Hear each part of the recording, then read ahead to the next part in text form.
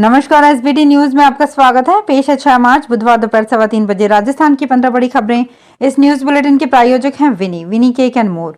तो सबसे पहले एक नजर डालते हैं आज की हेडलाइंस पर। अमेठी में तय है राहुल गांधी और स्मृति ईरानी का महामुकाबला। कल जारी हो सकती है कांग्रेस की पहली लिस्ट।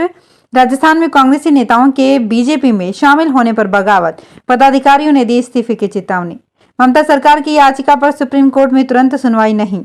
और पूर्व सीएम अशोक गहलोत की बहन का निधन। और अब खबरें विस्तार से। कांग्रेस का गढ़ कहे जाने वाले उत्तर प्रदेश की अमेठी सीट पर एक बार फिर से हाई प्रोफाइल मुकाबला देखने को मिल सकता है। अटकलें तेज हो गई है कि 2024 में भी इस सीट से कांग्रेस के पूर्व राष्ट्रीय अध्यक्ष राहुल गांधी चुनाव लड़ सकते हैं। हालांकि कांग्रेस की ओर से आधिकारिक तौर पर कुछ नहीं कहा गया है। 2019 लोकसभा चुनाव में राहुल को भारतीय जनता पार्टी के टिकट पर मैदान में उतरी स्मृति ईरानी ने हरा दिया था। भाजपा ने एक बार फिर ईरानी को ही अमेठी सीट से उम्मीदवार बनाया है, जबकि कांग्रेस की तरफ से सीट पर उम्मीदवारी को लेकर स्थिति साफ नहीं की गई है। 2019 में यहां से ईरानी ने राहुल को 55,120 मतों से हरा दिया था। नई दिल्ली में कांग्रेस स्क्रीनिंग कमेटी की बैठक करीब 2 घंटे तक हुई। लोकसभा चुनाव को लेकर कांग्रेस स्क्रीनिंग कमेटी की बैठक राज्यसभा सांसद अखिलेश प्रताप सिंह के आवास 11 तालकटोरा रोड पर हुई। Screening committee chairman Rajni Patil की अध्यक्षता में बैठक प्रदेश प्रभारी रंधावा, गोविंद सिंह डोटासरा, टीकाराम जूले, सचिन पायलट, हरीश चौधरी, तीनों सह प्रभारी अमृता धवन, वीरेंद्र राठौड़ और काजी निजामुद्दीन मौजूद रहे। कांग्रेस सूत्रों की माने तो सचिन पायलट ने चुनाव लड़ने का फैसला हाईकमान पर छोड़ दिया है। सूत्रों की माने तो टोंक सवाई माधोपुर के पैनल में पायलट का नाम शामिल है। इनके अलावा सीपी जोशी, शांति धारीवाल, अशोक चांदना का नाम भी पैनल में शामिल है। प्रदेश के दिग्गज नेताओं को चुनाव लड़ाने का फैसला हाईकमान तय कर सकता है।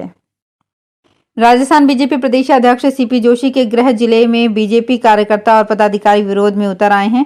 बीजेपी पदाधिकारियों और कार्यकर्ताओं ने इस्तीफे तक देने की चेतावनी दी है। इस विरोध की वजह से अन्य पार्टियों के नेताओं और पदाधिकारियों का बीजेपी में शामिल होना मुख्य वजह बताई जा रही है।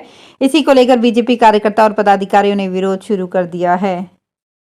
सुप्रीम कोर्ट ने बुधवार को बंगाल सरकार की याचिका पर तुरंत सुनवाई से इनकार कर दिया। बंगाल सरकार आईटी टीम पर हमले की जांच सीबीआई से कराने पर रोक की मांग कर रही है। बंगाल सरकार ने याचिका में कहा कि इस मामले की जांच एसआईटी कर रही है। पुलिस पर निराधार आरोप लगाए जा रहे हैं। जस्टिस संजीव खन्ना ने बंगाल सरकार से कहा कि हम आपकी एप्लीकेशन सीजीआई को भेज रहे हैं और वो ही याचिका के लिस्टिंग पर फैसला लेंगे। पूर्व मुख्यमंत्री अशोक गहलोत की बड़ी बहन का निधन हो गया है। अशोक गहलोत ने इसकी जानकारी सोशल मीडिया प्लेटफॉर्म पर दी। अशोक गहलोत ने लिखा, बड़ी बहन श्रीमती विमला देवी कछवा का हमारे बीच से जाना मेरे लिए हमेशा के लिए एक रिक्त स्थान छोड़कर गया है, जिसे कभी भरा नहीं जा सकेगा। बाई जी मेरे लिए माँ के समान थी। उनकी कमी मेरे जीवन में हमेशा खलती रहेगी। अपने 93 वर्ष के जीवन में उन्होंने सभी को बेहद स्नेह और आशीर्वाद दिया।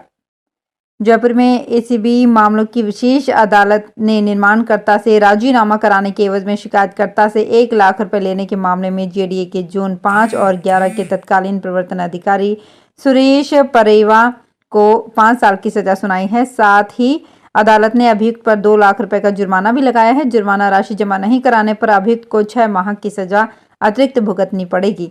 अभियोजन पक्ष की ओर से विशेष लोक अभियोजक ने अदालत को बताया कि परिवादी अजय सहारण ने 14 मई 2016 को एसीबी में रिपोर्ट दी थी कि वो न्यू सांगाने रोड पर रहता है। उसका पड़ोसी बिल्डर फ्लैट निर्माण कर रहा है। इस दौरान बिल्डर ने उसके प्लॉट के कुछ हिस्से पर अनाधिकृत निर्माण कर लिया, जिसकी शिकायत जेडीए में की गई। इस पर जेडीए ने जोन के प्रवर्तन अधिकारी से 3 दिन में अतिक्रमण हटाकर रिपोर्ट मांगी है, लेकिन उसने कोई कार्यवाही नहीं की। वहीं बाद में अभियुक्त ने परिवादी से मिलकर कहा कि वो बिल्डर से राजीनामा करवा देगा, लेकिन उसके बदले 4 लाख रुपए देने होंगे, जिसकी पहली किश्त के तौर पर 1 लाख रुपए देने होंगे।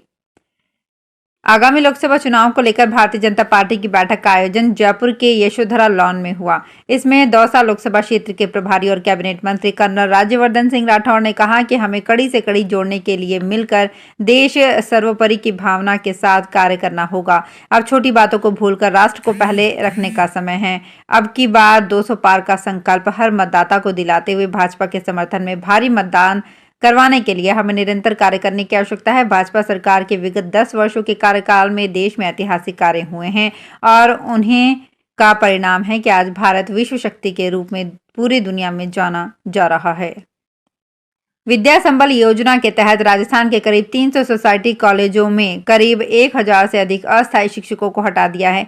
इनकी सेवाएं फरवरी में समाप्त कर दी गई हैं। अस्थायी शिक्षक हटने के बाद इन कॉलेजों में पढ़ाई पर संकट आ गया है। महाविद्यालय में प्रथम वर्ष में राष्ट्रीय शिक्षा नीति के तहत पढ़ाई कराई जा रही है। ऐसे में इन कॉलेजों में अभी प्रथम सेमेस्टर की ही परीक्षाएं हो पाई हैं। सेकेंड सेमेस्टर के तहत पढ़ाई जारी है और परीक्षाएं होना बाकी है। राजस्थान में भाजपा की सरकार बनने के बाद से राशन की दुकानों पर उपभोक्ताओं को मिलने वाली सामग्री का तोल पूरा उपलब्ध कराने के लिए इलेक्ट्रॉनिक वेइंग स्केल मशीन लगाई जा रही है। इसके तहत प्रत्येक राशन की दुकान पर इसे इंस्टॉल किया जाएगा। इसे पोस्ट मशीन से जोड़ा जाएगा। ब्लूटूथ से जुड़ने के बाद राशन डीलर पोस्ट मशीन में जो तोल इंतराज करेगा वो ही कांटे में दिखाई देगा। वो तोल पूरा होने पर ही पोस्ट मशीन से पर्ची निकलेगी। इसके बाद ही दूसरे उपभोक्ता का नंबर आएगा। राजस्थान में जयपुर से अयोध्या के बीच स्पाइस जेट एयरलाइन कंपनी की फ्लाइट का संचालन बुधवार से 2 दिन बंद रहेगा। हालांकि राम भक्तों के लिए राज्य सरकार ने रोडवेज बसों का संचालन कर रखा है। राम भक्त राज्य की रोडवेज बसों के द्वारा भी सफर तय कर सकते हैं। एयरलाइन कंपनी के प्रतिनिधि ने बताया कि ऑपरेशन के कारण फ्लाइट 2 दिन संचालित नहीं होगी। अयोध्या में भगवान श्री राम के दर्शन करने के लिए आज सुबह सीकर रेलवे स्टेशन से अयोध्या के लिए श्रद्धालुओं की स्पेशल ट्रेन रवाना हुई। सीकर रेलवे स्टेशन से आस्था स्पेशल ट्रेन सुबह 6:30 बजे जयपुर होते हुए अयोध्या के लिए रवाना हुई।